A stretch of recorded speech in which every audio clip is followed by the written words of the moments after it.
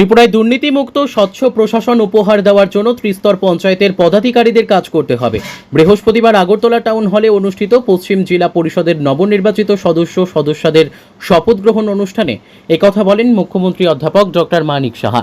পাশাপাশি এদিন তিনি নবনিযুক্ত পশ্চিম জেলা সভাধিপতি বলাই গোস্বামী ও সহ সভাধিপতি বিশ্বজিৎ শীলকে আন্তরিক শুভকামনা ও অভিনন্দন জানিয়েছেন।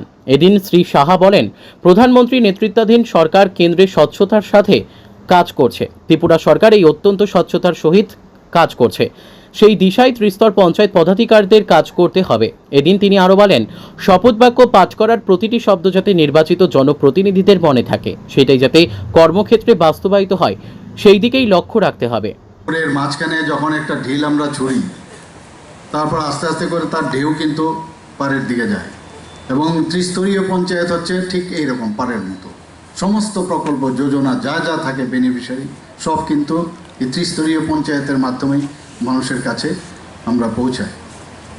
আপনারা জানেন যে কিছুদিন আগে আমি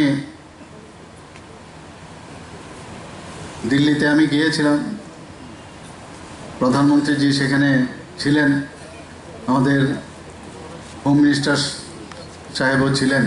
সেখানে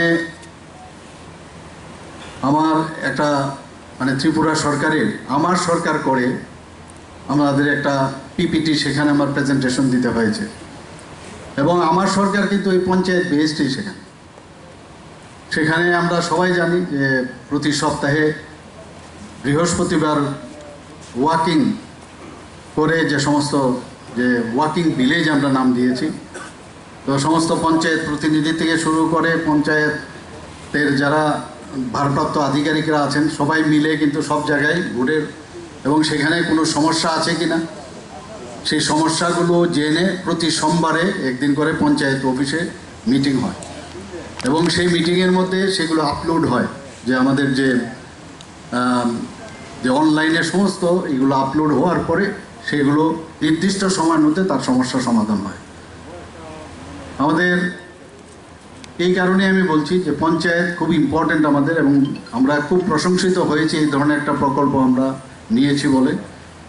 এবং আমরা সবাই জানি যে এখানে জেলা পরিষদের টোটাল ত্রিপুরাতে প্রায় 116টার মতো আমাদের সদস্য সংখ্যা, পঞ্চায়েত সমিতির মোট সদস্য সংখ্যা 423, এবং গ্রাম পঞ্চায়েতে মোট সদস্য সংখ্যা 6370। অর্থাৎ এই যে সংখ্যা, মানুষ কিন্তু তাদের উপর অনেক আশা আকাঙ্ক্ষা নিয়ে আছে। আমাদের সরকার, কেন্দ্রের সরকারই হোক আর ত্রিপুরা সরকারই হোক, বারবার যেটা আমরা জোর দিই যে ত্রিস্তরীয় পঞ্চায়েতেও আমরা যেভাবে ট্রান্সপারেন্সির মাধ্যমে এই দুটো সরকার, যে ডাবল ইঞ্জিনের সরকার যেভাবে চলছে, ত্রিস্তরীয় যেটা স্থানীয় যে সরকার সেখানেও সেইভাবে চলবে।